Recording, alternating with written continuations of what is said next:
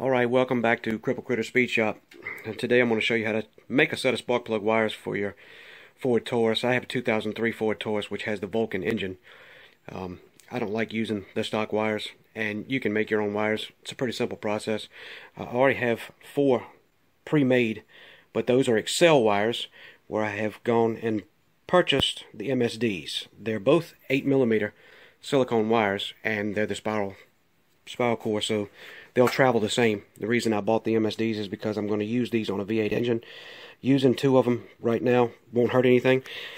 I'll just switch them out later. I originally purchased the Excels for that, which was a 4-cylinder, but the engine blew, and we're waiting on a V8 engine for the swap out project for that. Let's see, get all your cleaning stuff together. I use NGK powered R spark plugs. I like those. Gap those at 44 for this engine. 5/8 socket. Have a few extensions. Have a 1/4 drive ratchet because I don't need to wail on these things with a 1/2-inch drive, breaking them off. Get some anti-seize so you can put those on the threads when you put the new plugs in. That way they're easier to back out later. And I have spark plug boot grease, which is going to come in handy when you're making these wires. And I'll show you why as I'm doing that. I've also got my book laid out and gloves. And let's get started, and I'll show you how to do this. Alright, the first thing I'm going to do, so it'll help in this process, is I've actually pulled this piece off, which you'll need one of these. I picked this up in advance. You just run it in behind the clip, and just pop it out. I'm going to remove this part of the air box. Take that screw out. Just take these out, and unclip it from here, and just set it out of the way. So that way you can get your hand back in behind here for the routing of the wires. You really don't have to do this. You can work from the other side if you want, but it's a little faster and a little easier if you take this thing out. Alright, once you remove that part of the tube and the top of the air box, go ahead and start getting these clips loose. There's a few of them on here. You can see they're holding the wires together in place. You want to go ahead and take all those loose so that the wires are loose so that you can work with them, and you're going to work with those one at a time, and I'll show you that. Okay, now that you've removed the clips, take the wires. If you've got some pre-made like I do, if you don't, I'll tell you about that. But the pre-made wires, what I did was I took a piece of cardboard, which is just a little box, and I wrote the numbers down as they appear on the coil, and then I ran each wire to its position, and then I laid it out so that is the wire that is going to be in that spot on that part of the coil, so that there's nothing confusing. They're all there, they're laid out. As you're making the wires, I would suggest that you run each wire before you put the boots on. Leave yourself about 2 inches of slack, which is extra on that wire, because you're going to have to make it. And that'll give you a little slack and a little play. And then make the wires and lay them out in the same position as well, so that way you know exactly where they go and how they're set up. Alright, now the wires that I purchased are the Street Fire MSD wires. This is the part number. I picked them up from an Advance Auto Parts. So, I mean, that's basically what you're looking for. The reason I picked these is because it has the same boot as the Excels that I have, and comes in different lengths. So choose the length that you'll need for what you're doing, and run them one at a time. And before you cut them, make sure you run all of them and lay them out if you're making a whole set, so that you know that you have the length that you need and they're all there and it's basically perfect before you start putting the boots on. Don't just run one wire and throw a boot on. Make sure you've got all the links that you need set up and laid out, and then start cutting and making. But this is basically what I have. It's an 8mm spiral core, like the Excels that I'm using. So it's the same thing, so the flow and the travel of the current will be the same. Okay, after matching them up, I'm only going to need 2 of the set. So I chose the 2 shortest in the set, which are about 35 inches. And they're going to be running from the number 6 and number 2 posts on the coil, which are right in dead center, running to opposite sides of the engine. The boots, the end cap boots that they give you, there's 2 in this set. Use the bigger one, which is the smoother. It doesn't have the tap looking piece on it. That's going to set well over the post on the coil. I'm not replacing the coil this time, but I went ahead and matched those up before I started so I could understand which boot is going to work best. Like I said, there's 2 in here. Choose the larger of the 2. Alright, another reason why this kit is the best to get for this application is there's 2 sets of ends that come in this kit. You're going to want to use the long ones. They're going to bend right there at that V-notch once they're inside the boot, once you put your wires together. And this end is going to need to set down in the coil to make contact. You're also going to have to press these in a little bit so that it makes a solid contact and it's tight and won't back off. I'll show you that, but this is the one, this is the kit you're going to need, which I've shown you, because this is what sits down in the coil. Some of these kits don't come with this type of end, so I chose this kit because of that. So remember that when you're getting them, and don't use these little ones. Okay, one of these wires I'm not going to have to cut, so I'm going to go ahead and show you the proper way to set the boot up. Go ahead and get the spark plug boot grease and get you some Q-tips. And what you're going to want to do is put that grease on there, and then you're going to want to run all that grease inside of this boot and lube this thing up really good. And you're going to put this boot over the wire that you've already cut or already assembled that you don't have to do anything to. That goes on first before you start to assemble this, and that grease will help you to slide that on.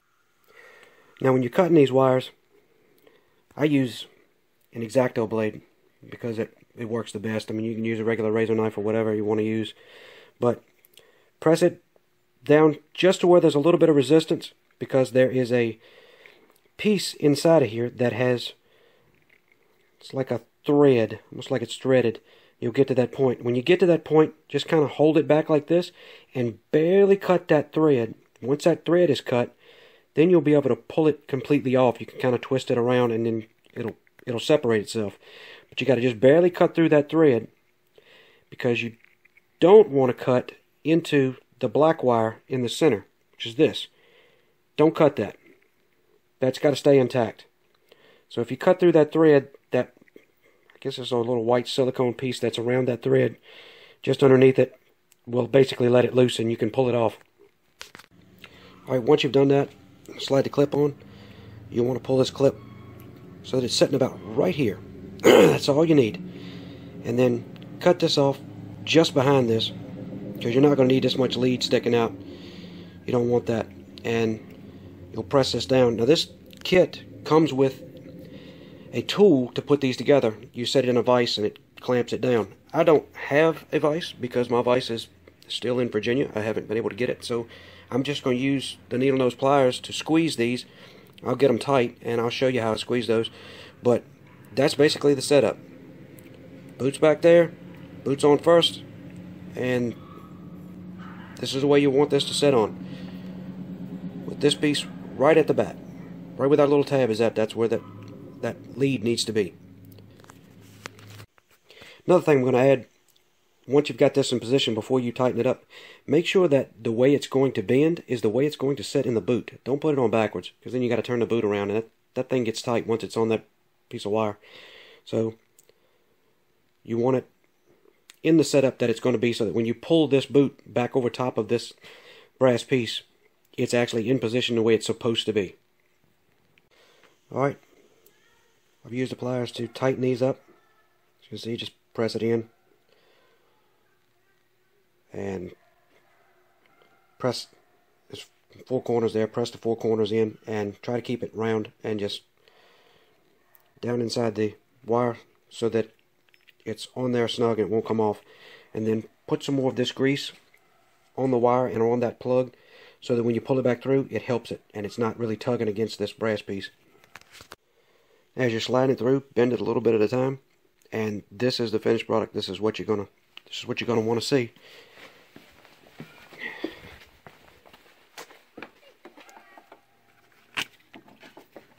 As you can see, that piece is sticking out, and that's what you want, that piece in there, just like that, sitting in the coil. And we'll bend these prongs in a little bit to make it a little tighter, so that it'll sit down over this pin. Okay, when you go to replace each wire, do one at a time. Replace the spark plug as you do. Put just enough anti-seize on that so that the next time you go to take this plug out, it's a lot easier and it doesn't seize up, because you don't want to break a plug off in the head. That's a bad day. Alright, I decided to do the front first. I'm putting in the last spark plug. This is the last spark plug wire. Like I said, take the pliers and mash that end in just a little bit, because it needs to set over that piece. And In its stock form, it's way too big. You want it to be tight, so mash that down until it's tight. Put it on and take it off a couple times to check it to make sure that it's snug and it stays on there, but just grip it down until it's snug and then it'll stay on. Also, another thing, make sure that you put a little of your boot grease down in the end of this. Use the Q-tip. That way when you put it on, it's not so hard to get on and off. Because this thing, once you put it on there, it'll get a vacuum and it'll tighten up pretty tight. I mean, these are silicone based and they're high temp, but you know there's a lot of heat here, so it can adhere to that spark plug tip and it'll be harder to get off. With that grease, it'll be easier to pull off later on. Now, when taking the back spark plugs out, this might help you out a little bit. These two configurations, as far as the extensions, usually work pretty well. I'm not big on disassembling a whole lot of junk. I mean, I can leave everything there and just kind of follow the wire to where the plug is at, and since you're doing only one at a time, you can slide that extension down in there to where that plug is at and just play around with the extensions until you figure out where it's at for the best possible way to get it out. And work in this section here, I mean, you can see it's tight, but I mean, I can get my hands in here, and I mean, our forearms are not that small. And do that one at a time, like I said, and work with that extension setup. These two usually work pretty well. If you don't have these, I mean, you might want to drop by in Advance or a Sears somewhere and pick this type of extension up. And don't over tighten. Make sure you have the anti-seize on there. And I use this, especially in the back, just to kind of get a little bit of an advantage on torque. Don't over torque it. I have the problem with breaking stuff with over torquing, but try not to do that.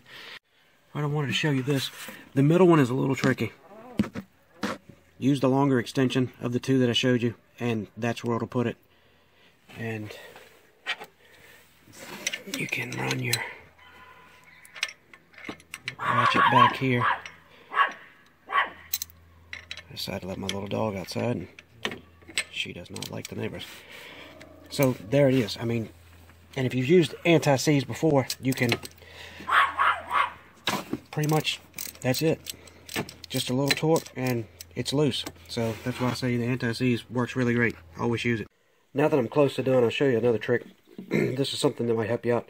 This is one of the stock wires that I removed from the car. As you can see, they have a different end on them that has a wire that runs across that helps it clip itself to the pin in the coil. Now, I found that kind of unique. So I cut a boot off of one of the other plugs and I saved that end and brass clip so that maybe someday, if I need a different type of application on a car that requires this, I can pull these pieces loose, make the set of wires, and use this end in the application so that I'll have them. So sometimes saving some of these things can come in handy, and I'll just throw them in a drawer in a box, and they'll be there in case I need them. Okay, the wires are now on. The car's running smooth. The check engine light came on, which is the reason I replaced these wires and these plugs. It was a misfire in cylinder number 1 and every 1,000 revolutions. So it still may have a coil issue. I'm going to drive it for a while and see. If it does, I'm going to upgrade the coil as well. I'll show you how to do all the wiring on that and put that in if I need it. I'm hoping I'm not going to need it. As you can see, my OCD is crazy, so the blacks are in the center. Everything's got to be uniformed. Even if it's not the same color, it's got to be in a pattern. The next video I'm going to do is going to be on lowering a vehicle. And I want to lower this vehicle just to get a little more stability out of it, because I travel with this thing a lot, 6 hours at a time. And on the mountains, it's horrible. This thing is a sponge. I mean, it's a grandma car, as you know. But I'm going to show you a fast and cheap way to lower these cars. And because you can't find lowering springs for them. So you have to make your own system. And I have a system. And it's fast, cheap, and you could be done quickly. So I'll do that in the next video. But this is the video on the wires. I hope you found this informative. If you have any questions, leave it in the comments below. Feedback is appreciated, negative or positive. It doesn't matter. If I'm doing something wrong that you feel like I should have done better, let me know. I may learn something as you. So thank you.